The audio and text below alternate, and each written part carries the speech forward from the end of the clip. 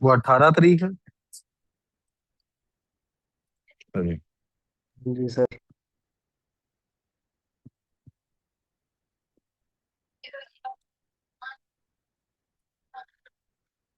अल्लाह रहमान रहीम।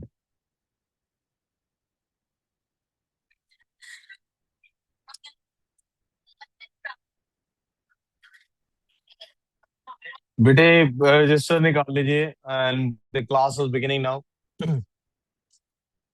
जी मैंने वर्कशीट ही करवानी है। फिजिक्स। बेटे अब इसको थोड़ी देर के लिए छोड़ना पड़ेगा आपको और रजिस्टर निकालना पड़ेगा। ये नोट्स तरफ तवज्जो करनी है।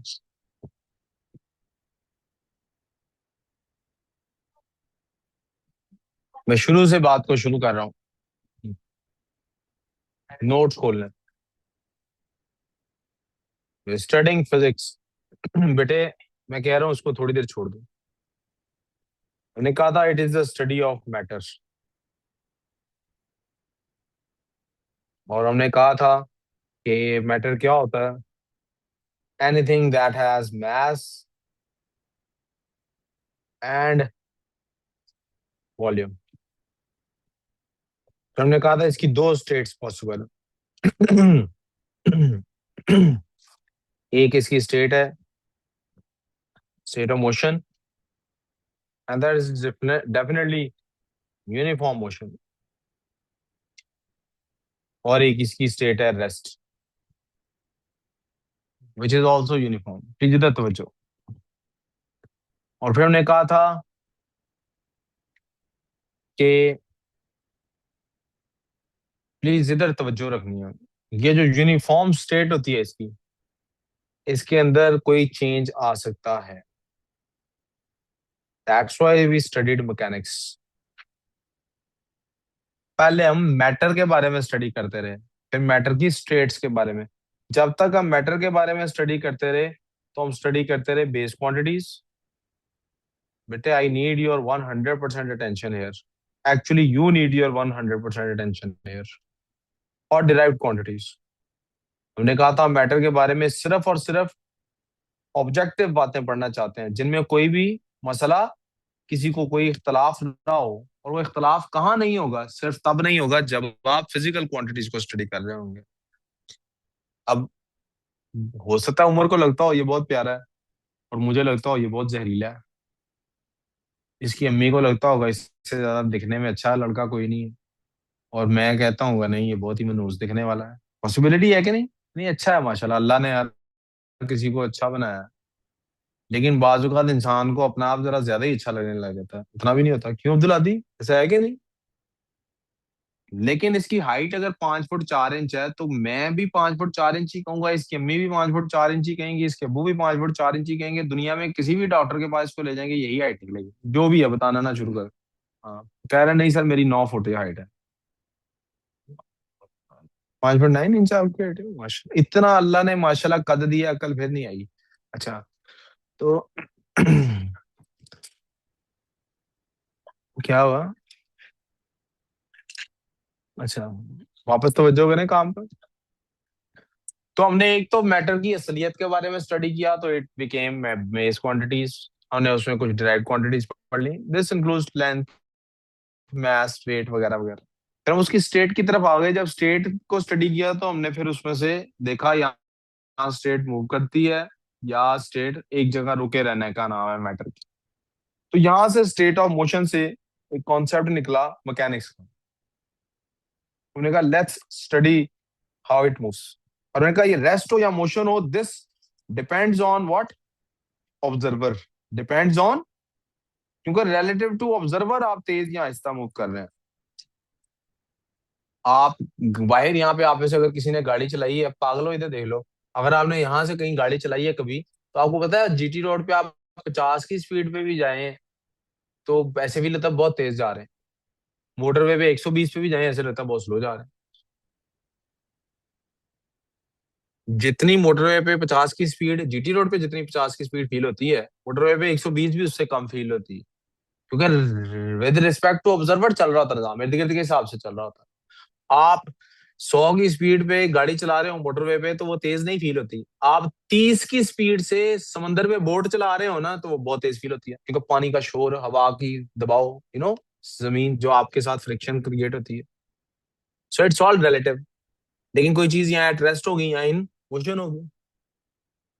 तो हमने स्टडी किया मैकेनिक्स को, तो हमने मैकेनिक्स के दो हिस्से बना दिए। एक का नाम रख दिया हमने काइनेमेटिक्स। क्या नाम रख दिया? काइनेमेटिक्स क्या था? सिंपली हमने कैलकुलेशन शुरू कर दी। It is simply the mathematics of movement.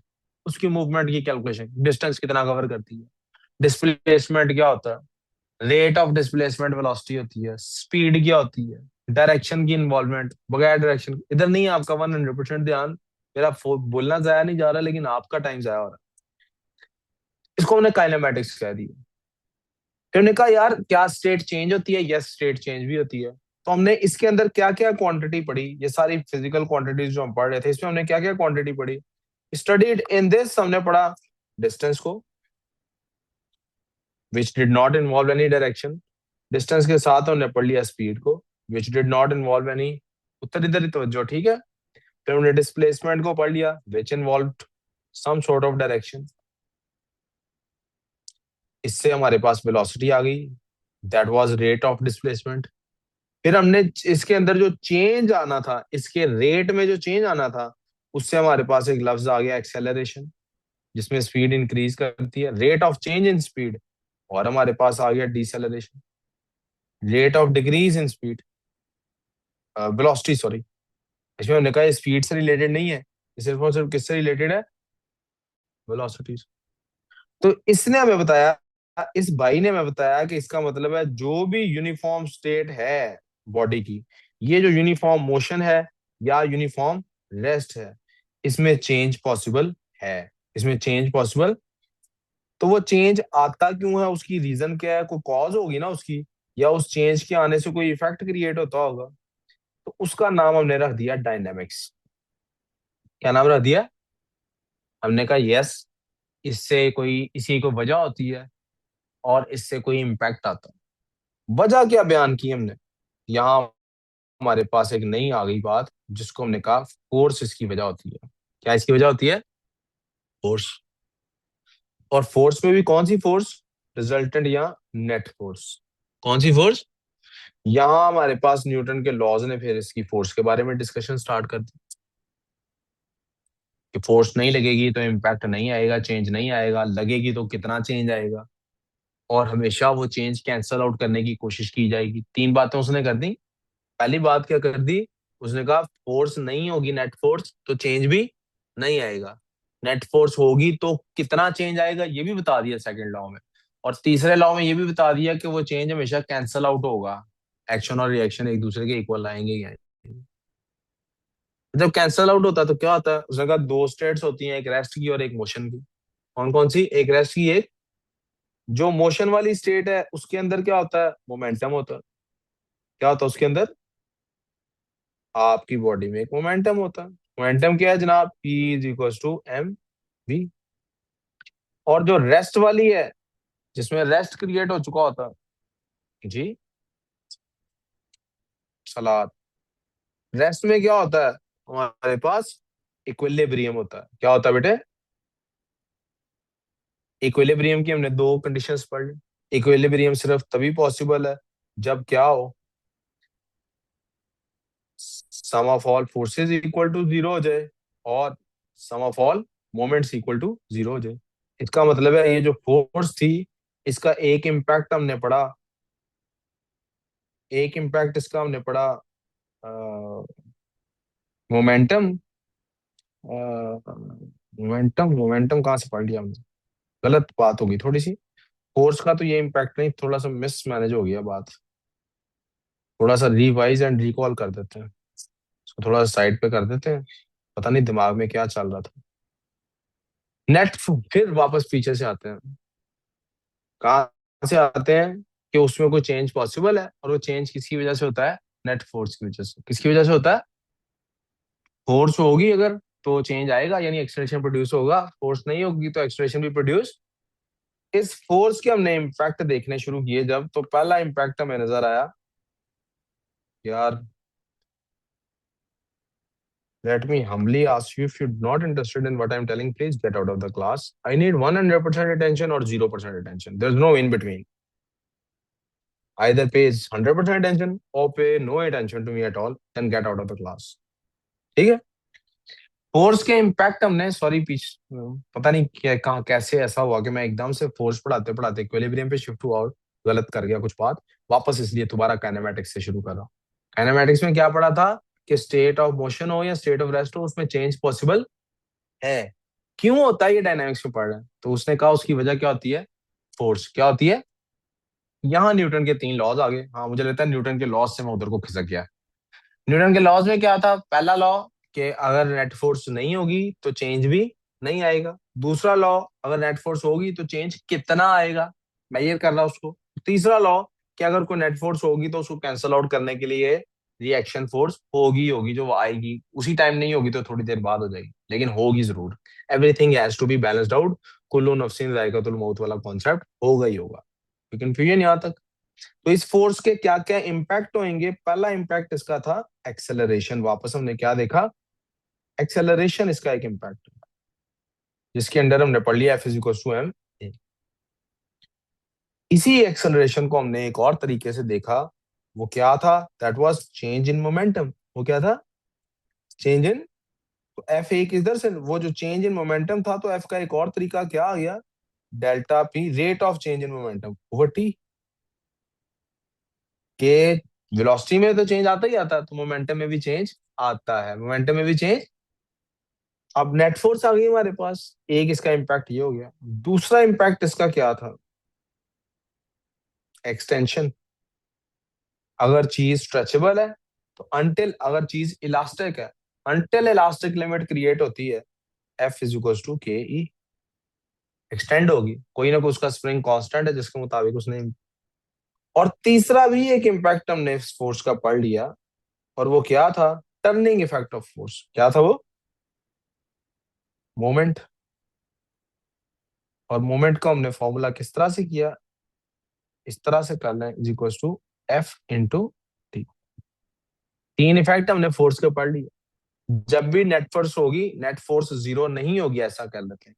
जब भी net force is not equal to zero, तो इन तीनों में से एक काम होगा ही होगा, या एक्सेलरेट कर जाएगी बॉडी, या उसमें स्ट्रेस आ जाएगा, यानी उसकी एक्सटेंशन आएगी, उसके अंदर चेंज आएगा उसकी लेंथ में, या फिर वो रोटेट कर जाएगी। अगर नेट फोर्स है तो ये तीनों काम होंगे ही होंगे, देर इज नो पॉसिबिलिटी इसके अलावा। नेट फोर्स से क्या क्या हो, आप खुद अपने जेहन में इमेज बना लीजिए। ये टेबल है, इस टेबल को कोई बंदा आके धक्का लगाए, या तो ये होगा कि एक्शन और रिएक्शन इक्वल होंगे और टेबल नहीं हिलेगा, और टेबल, तब नेट फोर्स जीरो है ना, तब नेट फोर्स क्या है। लेकिन अगर ऐसा नहीं होता तो क्या क्या पॉसिबिलिटी है, या तो ये मूव करेगा, एक्सलेशन प्रोड्यूस हुआ, या फिर ये मूव नहीं करेगा, ये स्ट्रेच करेगा, एक्सटेंशन आएगी इसके अंदर, या फिर ये रोटेट कर जाएगा। दरवाजे की मिसाल ले लें, रबर बैंड उतारे उसको खींच के देख लें, कोई बॉडी को भी आप फोर्स लगा के देख लें, जब F net not equal to zero है, इन तीनों में से ही एक कंडीशन प्रोड्यूस होगी। कोई confusion, be clear on this. हर एक का कोई रिएक्शन होगा, उन रिएक्शंस में से एक रिएक्शन का नाम फ्रिक्शन है। यानी इसका रिएक्शन नेट फोर्स का, जब एक्सलेशन प्रोड्यूस हो रहा होता है, फ्रिक्शन होता है। जब एक्सटेंशन प्रोड्यूस हो रही होती है तो टेंशन होता है। और जब मोमेंट प्रोड्यूस हो रहा होता है, तब वो क्लॉकवाइज और एंटी क्लॉकवाइज एक दूसरे को अपोज कर रहे होते हैं। यहां तक को प्रॉब्लम। अच्छा जी, यहां से एक कॉन्सेप्ट आया कि जब भी नेट फोर्स ऐसा होता है, तो नेट फोर्स क्या होती है, वो जीरो नहीं होती। नेट फोर्स क्या होती है, वो जीरो नहीं होती। तो जब नेट फोर्स जीरो होती है, तब क्या होता है, तो चीज एट रेस्ट होती है ना, या इन मोशन होती है। तो चीज या एट रेस्ट होती है या इन, दोनों सूरतों में हम उसको कहते हैं, उसके लिए लफ्ज इस्तेमाल करते हैं, जो वो लफ्ज है इक्विलिब्रियम। क्या है वो लफ्ज, मेरा ख्याल है इसको मैं इक्विलिब्रियम वाले पार्ट को सिफर से दोबारा बता देता हूँ।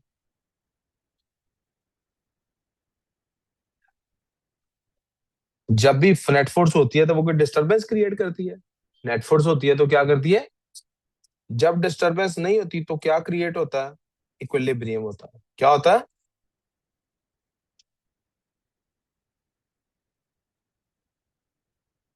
अब ये जो इक्विलिब्रियम है ये क्या कॉज करेगा, इंट्यूशन ये कहती है कि इक्विलिब्रियम जो है वो रेस्ट कॉज करेगा। क्या करेगा, चीज एट रेस्ट होगी।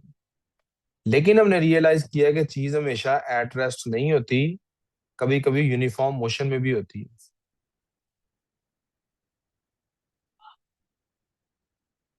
कभी कभी यूनिफॉर्म मोशन में भी। ये कैसे डिड्यूस किया, असल में हमने डिड्यूस ये किया था कि बॉडी जाएगी एट रेस्ट। क्या होगा बॉडी को, जब बॉडी जाएगी एट रेस्ट, तो एट रेस्ट क्यों जा रही है बॉडी, क्योंकि sum of all forces equal to zero हो रहा है। सम ऑफ ऑल फोर्सेस क्या हो रहा है, कैंसल आउट हो रही है। सम ऑफ ऑल फोर्सेस क्या हो रही है। फिर अचानक से एक काम हुआ, बड़ा अजीब काम हुआ। उस काम के लिए मुझे इस इक्विलिब्रियम को थोड़ा सा और साइड पे करना पड़ेगा और इसका साइज थोड़ा सा रिड्यूस करना पड़ेगा। हमने देखा एक केस ऐसा आ गया है,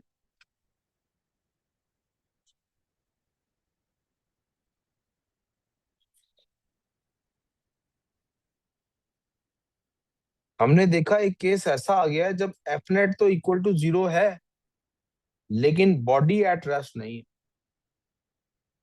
क्या केस आ गया है, सम ऑफ ऑल फोर्सेस जो है वो जीरो हो गया अभी स्टार्ट हुआ है है। बेटे या काफी देर की बहुत? स्टार्ट हुई है क्लास, पहले भी हाँ। आपको मैंने एडमिट किया। F net equal to zero है, लेकिन F net equal to zero है, लेकिन बॉडी एट रेस्ट नहीं है। Body is rotating. Body is, अच्छा सिर्फ रोटेट करती है, नहीं जनाब सिर्फ रोटेट नहीं करती, ऐसा भी होता है कि body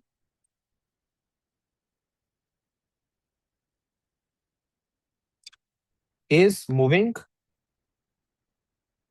at a constant v. कुछ दिल वी क्या होता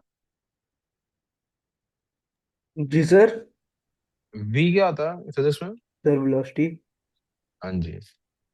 सर जी क्या हो तो गया सर? बाद लोगों ने इसको क्या किया, बाद लोगों ने क्या किया, बेटे इधर तवज्जो चाहिए थोड़ी सी। बाद लोगों ने क्या किया, उन्होंने कहा कि इसको भी इक्विलिब्रियम ही कहना है। इसको क्या कहना है, क्या कहना है इसको, इसीलिए पहले मैंने दो एरोस डाले थे। लेकिन वो इसको नाम कौन सा देते हैं, डायनामिक इक्विलिब्रियम। कौन सा नाम देते हैं, डायनामिक का मतलब है बैलेंस भी है चीजें, लेकिन बॉडी मूव भी कर रही है। बैलेंस भी है चीजें, लेकिन अभी भी चेंज आ भी रहा है। दैट्स कॉल्ड डायनामिक इक्विलिब्रियम, क्या कहते हैं उसको। लेकिन ये हमारे सिलेबस के परव्यू से बाहर है। केमिस्ट्री में इसका हल्का सा तस्करा आएगा किसी जगह पे, लेकिन फिजिक्स में ये हमारे सिलेबस के परव्यू से, इसलिए मुझे वो असल में मैं पढ़ाते पढ़ाते उस तरफ निकल गया था, इसलिए थोड़ा इधर उधर हो गया, इसलिए मैं वापस आया। मुझे याद आया कि आईजीसीएसई के सिलेबस में डायनामिक इक्विलिब्रियम का फिजिक्स में तस्करा नहीं है। तो फिर फिजिक्स में हम आईजीसीएसई में इसको डायनामिक इक्विलिब्रियम को कैसे डील करते हैं, हम इसको ऐसे डील करते हैं कि हम इक्विलिब्रियम किसकी बात कर रहे हैं, सिर्फ उस इक्विलिब्रियम की जब बॉडी एट रेस्ट है। कौन से इक्विलिब्रियम की बात कर रहे हैं, स्टैटिक इक्विलिब्रियम की। किसकी बात कर रहे हैं, स्टैटिक इक्विलिब्रियम की। एक मिनट बात कंप्लीट कर लूं। स्टैटिक इक्विलिब्रियम क्या है कि बॉडी एट, तो इस बॉडी एट रेस्ट होने की दो कंडीशंस हो गई। कंडीशन नंबर वन वही है, sum of forces will be zero. Condition number two भी आ गई एक, sum of torques will be equal to zero. Body का टॉर्क भी या सम ऑफ मोमेंट्स, मोमेंट्स भी बॉडी के अंदर प्रोड्यूस नहीं होंगे। मोमेंट्स भी बॉडी के अंदर प्रोड्यूस, अगर तो बॉडी रोटेट कर रही है तो इसका मतलब है फर्स्ट कंडीशन सेट हो रही है, सेकंड कंडीशन नॉट सेटिस्फाइड है।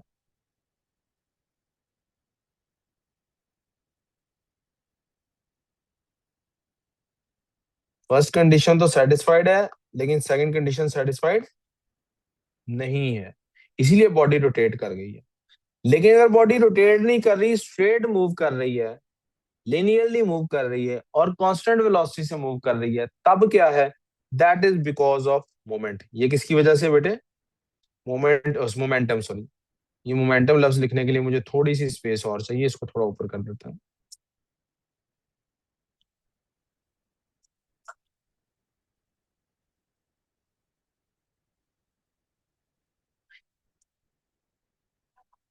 Caused by momentum. क्या होता है ये बेटे?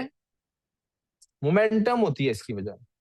Equilibrium, to repeat it up again, दोबारा रिपीट करने के लिए आई वुड रेकमेंड, क्या कहूंगा, फिर से रिपीट करता हूँ इस बात को, कि बॉडी इन इक्विलिब्रियम का मतलब है कि बॉडी एट रेस्ट है, बॉडी एट। इसके लिए सिर्फ दो ही पॉसिबिलिटी, दो ही सिर्फ सिचुएशंस हैं जो पूरी होंगी तो ये पॉसिबल होगा, वरना ये पॉसिबल, सारी फोर्सेस बैलेंस आउट हो गई हैं, कैंसल आउट हो गई हैं, और सम ऑफ टॉर्क्स जीरो हो गया है, इसके बगैर ये पॉसिबल। लेकिन अगर सिर्फ फर्स्ट कंडीशन फुलफिल हुई है तो दो केसेस बन जाते हैं। केस वन क्या है हमारे पास? केस वन ये है कि सम ऑफ फोर्सेस जीरो है और बॉडी स्ट्रेट मूव कर रही है। सम ऑफ फोर्सेस जीरो है, बेटा इधर तवज्जो कर लो थोड़ी देर, क्या चाहिए वो कर। सम ऑफ फोर्सेस जीरो है लेकिन बॉडी स्ट्रेट मूव कर रही है, ये एक केस है। और केस टू क्या है हमारे पास, कि सम ऑफ फोर्सेस जीरो है लेकिन बॉडी रोटेट कर रही है। क्या क्या पॉसिबिलिटी है सम ऑफ फोर्सेस? जब एक कंडीशन फुलफिल हो रही है तो दो केसेस पॉसिबल है। पहला केस, बॉडी स्ट्रेट मूव कर रही है। दूसरा केस, बॉडी घूम रही है। अगर बॉडी स्ट्रेट मूव कर रही है तो वो किसकी वजह से मूव कर रही है? मोमेंटम की वजह से। किसकी वजह से मूव कर रही है? और अगर वो घूम रही है तो किसकी वजह से घूम रही है? मोमेंट ऑफ फोर्स की वजह से। आर वी क्लियर सो फार? कोई प्रॉब्लम यहाँ तक? फिर से तसल्ली कर लें, अपनी इमेज जेन में क्लियर कर लें। यहां तक हमने फिजिक्स में बात कर ली हुई है। आज नई बात क्या करनी है?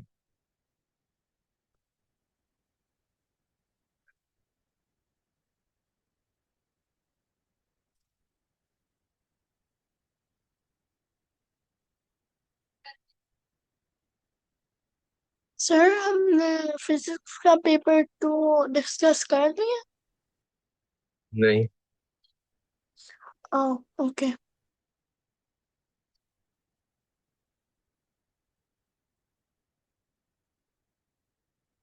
No I mean test number 2 जो इस वीक का था। नहीं, दोबारा आप बात सुनिएगा प्लीज। बेटे मैं फिर रिक्वेस्ट करूंगा, या इधर अटेंशन होनी चाहिए, मुझे जबान बंदी नहीं चाहिए। यहाँ टेंशन है या नहीं है?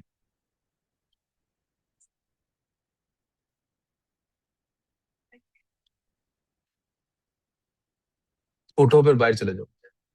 98% है ना, उठो बाहर चले जाओ। रिजल्ट सिर्फ 2% होता है आपका।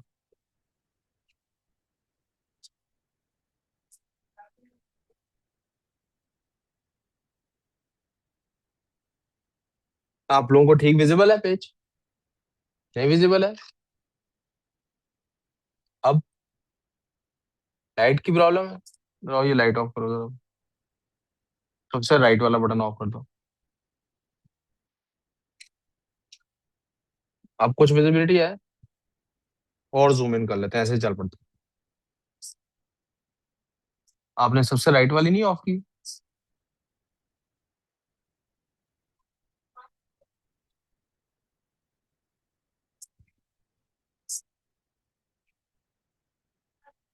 Physics is the study of matter.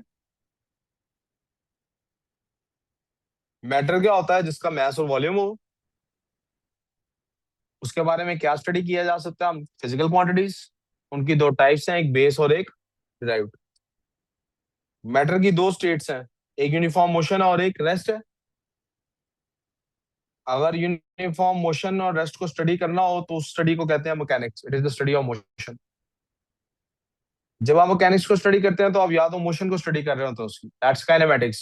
जिसमें आप डिस्टेंस स्टडी करते हैं, स्पीड जिससे निकलती है। जिसमें आप डिस्प्लेसमेंट स्टडी करते हैं, जिससे वेलोसिटी निकलती है, जिसके चेंज के रेट को हम एक्सेलरेशन या डिसेलरेशन कहते हैं।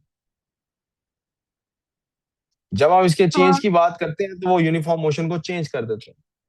तो अगर इसकी हम कॉज स्टडी करना चाहें तो वो नेट फोर्स होती है। नेट फोर्स के बारे में न्यूटन ने 3 बातें बताई हैं। पहली, नेट फोर्स जीरो होती है हमेशा।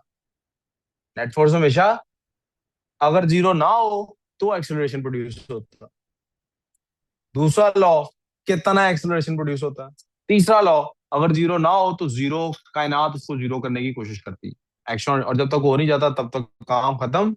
तो action and reaction is equal to zero, जमा उनको जब करने में। इसका मतलब है जब नेट फोर्स जीरो नहीं होती तब क्या क्या होता है, तब ये एक्सलेरेशन प्रोड्यूस होता है, which is F is equal to m a से निकला।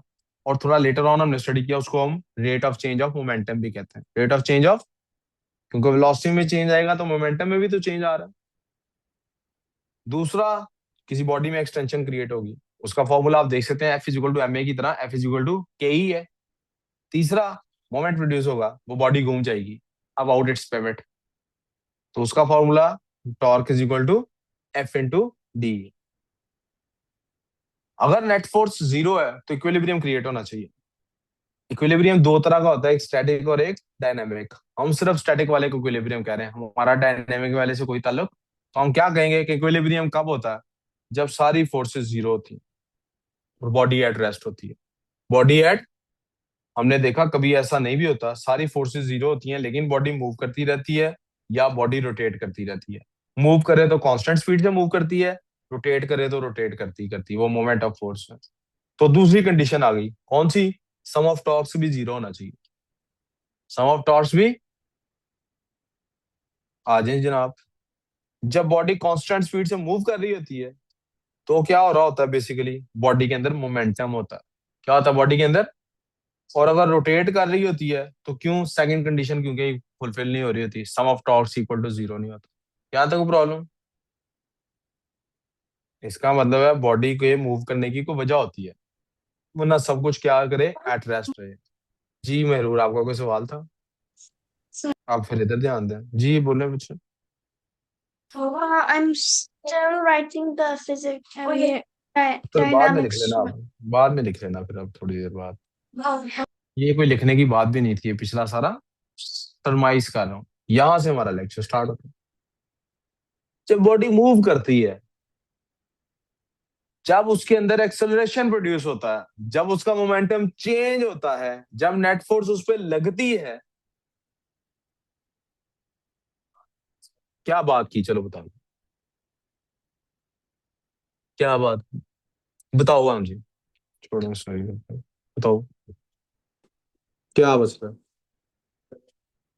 क्या आज बोला था? आपका क्या नाम है? आपको समझ नहीं आती है आसानी से?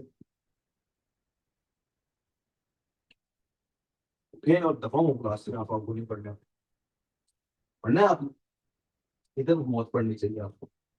नहीं पढ़ना तो दफा हो क्लास से, लग जाए उनको क्या मैं छोड़ा हूँ, ये भी ना कहेंगे मैं निकाल दिया गया, कहीं मैं छोड़ा हूँ। वो कहेंगे वही हमने तो फीस सारी भर दी है, उनको तो सर ने अकाउंट नंबर क्या भेज दे, मैं भी फीस वापस भेज दो, सारी वापस भेज, ये बकवास नहीं बर्दाश्त हो। ठीक है, समझ आ रही मेरी बात? यहाँ पढ़ना है या दफा होना पास, क्या करना है? आज नहीं, सिर्फ आज के बाद किसी दिन भी मुझे दोबारा कहना पड़ा तो मैं मुंह तोड़ के बाहर निकलूं। या आज नहीं, सिर्फ या आज के बाद किसी भी दिन के, ठीक है?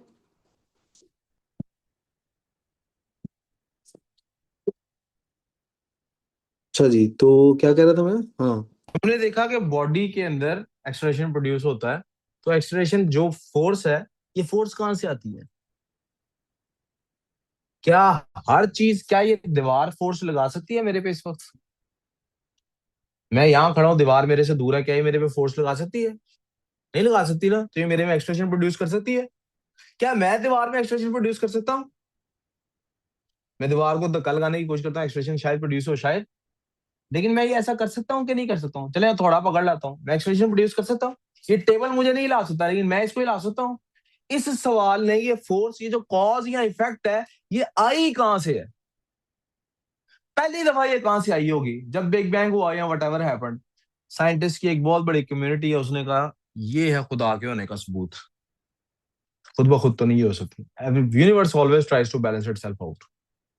तो कहीं ना कहीं तो कहीं अनबैलेंस हुआ है ना कुछ, जिसको काउंटर करने के लिए सब कुछ चल रहा है, कोई निजाम चल रहा है। कहीं ना कहीं तो कोई डोमिनो इफेक्ट हुआ है ना।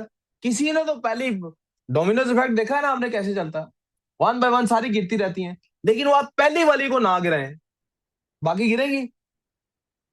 किसी ने तो वो पहली दफा का काम किया है ना। वो किसने किया? ये कुछ लोगों ने सोचा ये खुदा होने का सबूत है। बाकी जिनको जरा एनलाइटेंड मॉडरेट होने का शौक है, उन्होंने कहा नहीं नहीं नहीं, इसको जरा साइंस को साइंस तक रखते हैं, खुदा तक नहीं जाते। तो मैं, बल्कि एक लम्हा रुकें, अगर मुझे वो मिल जाए मैं आपको एक चीज दिखाता हूँ, आपकी जिंदगी में शायद कोई उससे बेहतरी भी आ जाए। Domino's effect of a small और स्मॉल टू बिग, ये देखें जी। ये एक बंदे ने क्या जबरदस्त इस बंदे ने काम किया, मुझे बहुत पसंद आई इसका ये व्यक्ति। बाजू का हम ना कोई काम इसलिए नहीं अच्छा। करते कि हमारे करने से क्या फर्क पड़ेगा। वो क्या हम कुछ कर भी लेंगे, क्या ही फर्क पड़ जाएगा। हम कोई सच बोल ही लेंगे, खुदा आगे राह पे चल ही पड़ेंगे, क्या ही दुनिया में चेंज आ जाएगा। ये उसने कहा यार मैं आता तो अच्छा। शुरू से करो। Everybody knows about playing with dominoes, but what you may not know online वालों is को that a आवाज आ रही है domino इसकी? can knock over another domino, which is about yes. 1.5 इधर आ रही times है। larger. So what I सुनने फिर have आप here लोग। is a chain of dominoes. Each one is 1.5 times larger than the previous one. And the smallest domino is about 5 millimeters high and 1 millimeter thick. Five And I will millimetre thick carefully domino place use it. करने लगा ये। 5 millimetre thick domino बहुत बड़ा है। And there are 13 dominoes. 13 And the domino है। largest domino, it weighs about 100 pounds 100 pound का, and is 50 more than a kilo का है। meter tall. 50 किलो का है, ठीक है। और Ready? 100 सेंटीमीटर से ज्यादा लंबा है। और शुरू शुरू वाला 5 मिलीमीटर का। Boom. एक छोटी सी That was आपकी 13. कार्रवाई, एक छोटा सा सीधे रास्ते पर चलने वाला कदम, छोटा सा स्टेप उठाया हुआ, जिंदगी ऐसे बदलता है। और एक छोटा सा गलत डायरेक्शन में उठा हुआ कदम जिंदगी ऐसे तबाह भी करता है। इसलिए बार बार चीखता हूं कि जब मैं कह रहा हूं ना बकवास नहीं नहीं बीच में करो और काम पे ध्यान दो, उसकी ये वजह होती है। तो फजूल गोइयां होती है ना आपकी, ये है जिंदगी आपकी तबाह हो रही। आपको नहीं जो नजर आती, मुझे नजर आती, इसलिए मुझे तकलीफ पहुंचती है। आप पता नहीं अंधे हैं, अभी तक भी नहीं आपको नजर आई कि क्या तबाही हो रही है जिंदगी में। और दुनिया ऐसे बदली जाती है, ऐसे। ये इसलिए मैं इसको बहुत बड़ा समझता हूँ। आपकी छोटी सी अकेडमी से क्या हो जाएगा सर, ये हो जाएगा मेरी छोटी सी अकेडमी से। ये है जिसके लिए फिर है, ये आपको करना है बेशर्मो इस पे। ये इसलिए अल्लाह ने भेजा है तुम लोगों को। उसने कानून पैदा कर दिया। क्या कानून पैदा कर दिया? तुम वो शुरू वाला तुम काम करो, बाकी वो खुद ही चला लेगा। क्या अगले सारे उसने गिराए हैं बंदे ने? उस बंदे ने कितने गिराए इसमें से डोमिनोज? वो एक ही तुम लोगों को मौत पड़ी हुई कि नहीं हमने नहीं गिराना। क्या ही चेंज आ जाएगा? ये चेंज आ जाएगा। कुछ साइंटिस्ट ने बहरहाल इसको समझा कि ये खुदा के होने का सबूत है। कि कोई एक शुरू में किसी ने तो, आप जो चीज मैंने इसमें से पिक करनी थी वो इसमें से एक और रह गई। भाई ये जो बाकी सारे गिर रहे हैं, ये अभी इसको यहाँ पे रोक लेते हैं। ये कोई गिर रहा है? कोई डोमिनो गिर रहा है इसमें से? क्योंकि सारे बैलेंस्ड है, नेट फोर्सेस। ये कब गिरने शुरू होते हैं? Place it. जब कम से कम किसी एक जगह पे नेट फोर्स जीरो नहीं होता। And और there are बाकी सारे 13 उसको dominoes. बैलेंस करने And के the लिए, largest वो domino, नेट फोर्स जो बैलेंस करनी है, it बाकी weighs about सारे 100 उसके pounds. लिए लगे हुए हैं। लेकिन सारी की सारी एक्टिविटी, जब तक वो सारी नेट फोर्स जीरो नहीं हो जाती, तब तक Boom. ये काम चलता रहेगा। यहाँ तो कोई प्रॉब्लम? सॉरी, जब तक ये नेट फोर्स बैलेंस नहीं हो जाती, तब तक ये डोमिनो इसी तरह से, कायनात का निजाम ऐसे चल रहा। कायनात का निजाम। तो वो जो डोमिनो को चेंज किया है किसी डोमिनो ने, पिछले डोमिनो में पहले नहीं थी है ये एबिलिटी। क्या वर्ड बोला मैंने? एबिलिटी। क्या लफ्ज बोला मैंने? फिर से रिपीट कीजिएगा। उस डोमिनो में पहले ये एबिलिटी नहीं है थी, बाद में ये एबिलिटी क्रिएट हो गई और उसने किसी पे आगे फोर्स लगा के उसको मूव करा दिया। ये ability to do something is called, इसके लिए एक टर्मिनोलॉजी रखी हमने, क्या? एनर्जी। क्या टर्मिनोलॉजी रखी? ये डोमिनोज को ये एबिलिटी इंसान ने जैसे दी थी, कहीं से ये एबिलिटी आई है ना। क्वास साइंटिस्ट ने कहा ये खुदा की तरफ से आई है, दूसरों ने कहा ये जहां से भी आई है, ये हमारा टॉपिक नहीं है, इस एबिलिटी से होता क्या है उसको स्टडी करते हैं। फिर सवाल उठा कि क्या ये फिजिकल क्वांटिटी है, क्या इस एबिलिटी को भी मेजर किया जा सकता है, क्या सबकी एक जैसी होती है? नहीं ना, सबकी एक जैसी, क्या इसको मेजर किया जा सकता है? तो रिसर्च के बाद पता लगा यस मेजर किया जा सकता है। तो फिर ये क्या कहलाई? Physical quantity. क्या कहलाई? यहां से अब आपकी फिजिक्स की वो डेफिनेशन स्टार्ट होती है जो शुरू में बताई थी, और मैंने आपको कहा था आप लोगों ने ये डेफिनेशन मुझे क्लास में बोलनी नहीं है। ये नहीं डेफिनेशन फिजिक्स की होनी चाहिए आपके मुंह से। आपके मुंह से फिजिक्स की डेफिनेशन क्या होनी चाहिए? Study of physical quantities. क्या होनी चाहिए? आज से पढ़ेंगे हम ये definition. Physics is the study of matter, energy and their relationship. ये है अब फिजिक्स की न्यू डेफिनेशन। जैसे फोर्स की डेफिनेशन चेंज हुई, शुरू में क्या थी? Push and pull. फिर क्या हुई? डिस्टरबेंस। फिर क्या हुई? Cause of change. फिर क्या हुई? Product of mass and acceleration. Finally हम किस स्टेज पे पहुंच गए? Rate of change in momentum. Rate of change in momentum. इसी तरह फिजिक्स की डेफिनेशन अब इवॉल्व होके क्या बन गई है? Study of mass, matter and energy and their relationship. Physical quantity done हो गया जी। बेस क्वांटिटी है कि डिराइव्ड है? मेरे लिए बेस क्वांटिटी है एनर्जी के डिराइव्ड है? डिराइव्ड। कैसे पता लगा? क्योंकि वो 7 बेस क्वांटिटीज में शामिल डिराइव्ड क्वांटिटीज। अब आपने इसकी डेफिनेशन पे ध्यान रखना है। इसका मतलब है एबिलिटी है ये। क्या मैं एनर्जी की मजीद डेफिनेशन ये कर सकता हूँ? चूंकि ये फिजिकल क्वांटिटी बन गई है। The measure of doability of something. क्या ये कह सकता हूँ? इसके गिर्द बबल क्यों बना रहा हूँ? इसलिए बबल बना रहा हूँ कि उसकी फिजिक्स की टेक्निकल डेफिनेशन नहीं है। टेक्निकल डेफिनेशन वही है जो ऊपर लिखी हुई है। डुएबिलिटी की मेजर करें, अगर हम डुएबिलिटी को, किसी काम के करने की एबिलिटी को मेजर करें, तो वो क्या कहलाएगी? एनर्जी। क्या कहलाएगी? अब एनर्जी क्या है कि इसका कोई यूनिट पहले पहले ऐसा यूनिट डिसाइड कर देते हैं। इसका स्केलर है, ये भी डिसाइड कर देता है। ऐसा यूनिट इसका क्या इस्तेमाल हो रहा है? साइंटिस्ट था एक, उसने इसको आ, मेरा ख्याल है साइंटिस्ट के नाम पे जूल्स जिसको पढ़ते हैं, जूल्स भी पढ़ते हैं, कैपिटल जे से डिनोट करते हैं।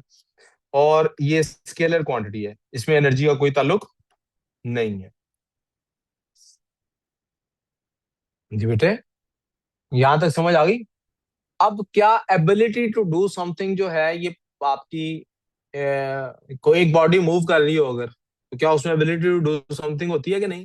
यानी एक बंदा भागता है और किसी से कुर्सी से टकराए, वो उस कुर्सी को मूव कर सकता है कि नहीं कर सकता?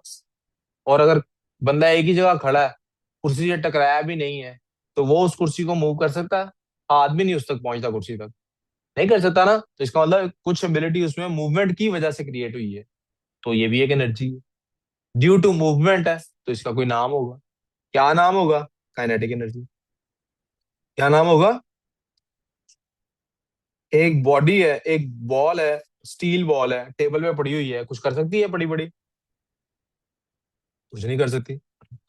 उसी बॉल को मैं थोड़ा सा ऊपर उठा के हाथ से छोड़ देता हूँ, टेबल के ऊपर आगे गिरेगी, टेबल तोड़ सकती है कि नहीं? टेबल के ऊपर सरफेस पे पड़ी थी तो चेंज नहीं ला सकती थी, सरफेस से थोड़ा ऊपर चली गई तो टेबल को ऊपर टकरा के चोट पहुंचाएगी। और ऊपर चले जाए फिर कोई चेंज लाएगी? क्या उसकी एबिलिटी में चेंज आया कि नहीं? और ऊपर से गिराए, जितना ऊपर से गिराते जा रहे हैं उसकी एबिलिटी में चेंज आता जा रहा है। ये उसकी जो एबिलिटी है, ये ड्यू टू क्या है? उसकी जमीन से दूरी कितनी है, जमीन से। इसका एक नाम है ग्रेविटेशनल पोटेंशियल एनर्जी। यहां तक प्रॉब्लम, मसला यहां तक। क्या सूरज में कोई एनर्जी है ना? अब तो सोलर पैनल चलते हैं, दैट्स सोलर एनर्जी। जिस जो कैसे आती है, हीट और लाइट की सूरत में, वो भी एनर्जी। साउंड भी एनर्जी। टाइप्स ऑफ एनर्जी हम पढ़ेंगे, टाइप्स ऑफ एनर्जी। क्या बिजली में कोई एनर्जी होती है? Electrical energy. क्या केमिकल्स में कोई एनर्जी होती है? Chemical energy. जी हम इन डिटेल्स में जाएंगे, लेकिन आप गौर करें, सिर्फ ये वो दो एनर्जी की टाइप्स हैं जिनका मूवमेंट से कोई ताल्लुक है। जिनका किससे ताल्लुक है? तो सिर्फ यही वो दो हैं जो मैकेनिकल एनर्जी कहलाएंगी। क्या कहलाएंगी बेटे? Mechanical energy. एनर्जी की बहुत सारी टाइप्स हैं, लेकिन सिर्फ ये दोनों है जो क्या कहलाएंगी? Mechanical energy. इसलिए इन दोनों को मैकेनिक्स में ही पढ़ा जाएगा। और मैकेनिक्स का एक और टॉपिक खुल गया आज हमारे सामने, which is called as energetics. क्या कहते हैं उसको?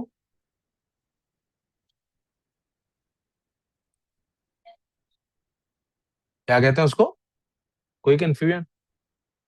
अब वापस जरा एक लम्हे के लिए इसी वीडियो पे वापस आएंगे। मुझे बताइए, क्या इसमें ये जो सबसे पहला डोमिनो है, इसमें जैसे ही उसने उसको पुश कर दिया, क्या इसमें ability to do work create हुई कि नहीं? Ability to do something create हुई? Yes. Yes. अच्छा, क्या जब इसने पहले वाले को पुश किया था, अभी वो दूसरे से टकराया नहीं था, क्या दूसरे में उस वक्त एबिलिटी टू डू समथिंग थी? नहीं थी ना। लेकिन टकराने के बाद वो एबिलिटी आ गई। वो कहाँ से आई? पहले वाले ने दी है ना। Collision. दूसरे में जो एबिलिटी आई थी, वो पहले वाले ने उसको ट्रांसफर की है ना। तीसरे वाले के पास कहां से आई? दूसरे वाले से आई है ना। चौथे वाले के पास कहां से आई? तीसरे वाले से। हर आने वाले के पास उसके पीछे जो डोमिनो उसको आगे टकरा रहा, उसकी तरफ से वो एबिलिटी आ रही है ना। तो क्या मैं ये कह सकता हूँ एनर्जी एक जगह से दूसरी जगह ट्रांसफर हो रही है? कह सकता हूँ कि नहीं कह सकता हूँ?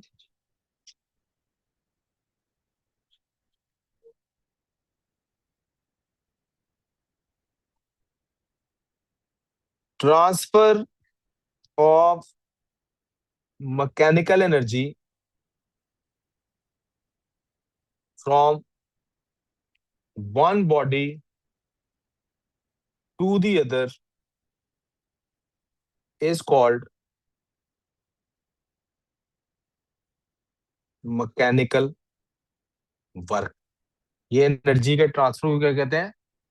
मैकेनिकल वर्क कहते हैं। क्या कहते हैं बेटे इसको? मैकेनिकल। क्या कहते हैं इसको? मैकेनिकल।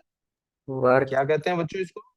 Mechanical work. क्या कहते हैं? Mechanical work. मैकेनिकल या फिर जस्ट वर्क, या फिर जस्ट। हमारे पास हमारे सिलेबस में इसके लिए ज्यादातर लफ्ज सिर्फ वर्क थी।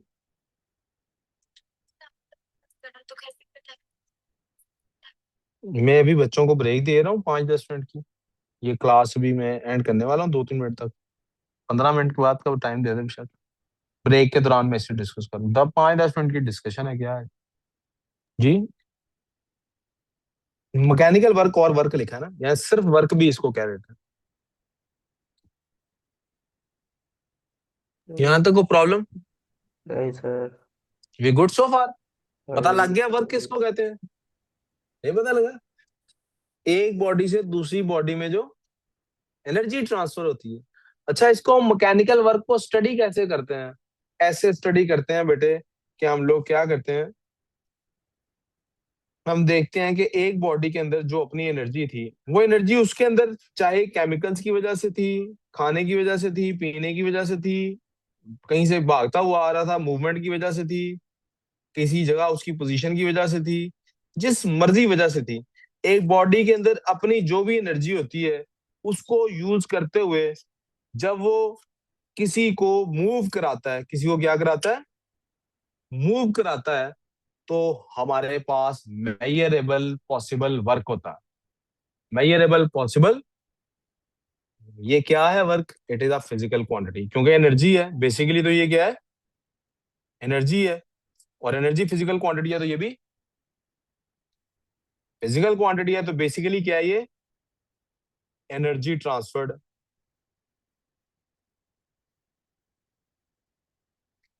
अच्छा जी। मैंने ट्रांसफर्ड कहा एनर्जी, मैंने ये नहीं कहा कि एनर्जी की वो क्रिएशन हो रही है। जब एनर्जी ट्रांसफर होती है तो फिर उसको कितनी एनर्जी ट्रांसफर हुई है कैसे मेजर करना है, ऐसा यूनिट तो इसका भी क्या होगा, जूल्स। आप लिख नहीं रहे, मेजर कैसे करना है इसको, W is equals to F dot d. F dot, definition क्या बनती है, work is the product of, mathematical definition है ये, कौन सी डेफिनेशन है, work is the product of force applied on a body and the displacement covered in the direction of the force applied.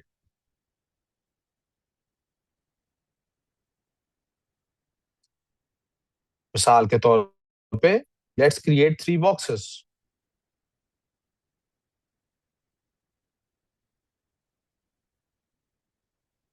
Sir, and the displacement, what? दोबारा बोलो क्या क्या बेटा, मुझे समझ नहीं आई आपके आपने क्या। The displacement के बाद क्या लिखा हुआ है? Covered in the direction of the force applied. दो ही बॉक्सेस काफी थे, पता नहीं 3 मैंने क्यों बना दिए। फर्ज करें मैंने इसको फोर्स लगाई है इस डायरेक्शन में, यहाँ पे मैं फोर्स लगा रहा हूँ, ठीक है बेटे। तो जो मैं इस पे फोर्स लगा रहा हूँ फर्ज कर लेते हैं वो 6 न्यूटन है let's say। ये यहां से ट्रेवल करके यहां पहुंच जाता है, ये बेटे क्या हो सकती है, ये बेटे क्या हो सकती है, डिस्ट्रॉय नहीं होती, क्रिएट नहीं होती। ये बॉडी ने यहां से यहां तक ट्रेवल किया, कितना ट्रेवल कर लिया बेटे इसने, फर्ज करते हैं इसने 2 मीटर्स ट्रेवल कर लिया, कितना ट्रेवल कर लिया, तो वर्क कितना होगा, work is equal to 6 newton multiply by 2 meters, और आंसर क्या बनेगा 12 जूल्स, क्योंकि एनर्जी का यूनिट क्या है, जूल्स। आई होप आपको ये नजर आ रहा है। इसी तरह से मैंने एक बॉडी है उसके ऊपर फोर्स लगाई है मैंने अपवर्ड, किस तरह फोर्स लगाई है, अब ये भी 6 न्यूटन की फोर्स है, और ऐसे ऊपर को मैंने उसको उठाने के लिए फोर्स लगाई हुई है, ये फोर्स मैंने उसको ऊपर उठाने के लिए लगाई हुई है, और वो बॉडी जो है वो मूव करती है, जैसे ये बॉक्स मूव कर रहा है वो बॉडी भी मूव करती है, और मूव करके आगे चली जाती, क्योंकि मैं इस तरफ को मूव कर रहा हूं। अब मुझे बताइए जो फोर्स की डायरेक्शन है, जो डायरेक्शन ऑफ फोर्स है, क्या उस डायरेक्शन में कोई डिस्टेंस कवर हुआ है, डायरेक्शन अपवर्ड है, क्या अपवर्ड, क्या अपवर्ड कोई डिस्टेंस कवर हुआ है, नहीं हुआ, तो 0 मीटर हो गया। 6 मल्टीप्लाई बाय 0 क्या होता है, तो अपवर्ड फोर्स ने, इस फोर्स ने जो 6 न्यूटन अपवर्ड है, इसने कोई भी वर्क नहीं किया, इसने कोई भी वर्क नहीं किया। को मसला यहां तक ऑल क्लियर सो फार। एक और बात कर लेते हैं अब एक बॉडी है इसके ऊपर, इसका इसके ऊपर मैंने अपवर्ड फोर्स लगा दी, और अपवर्ड फोर्स भी कितनी लगाई है, 6 न्यूटन, और ये मूव भी किधर किया है, अपवर्ड ही मूव किया है।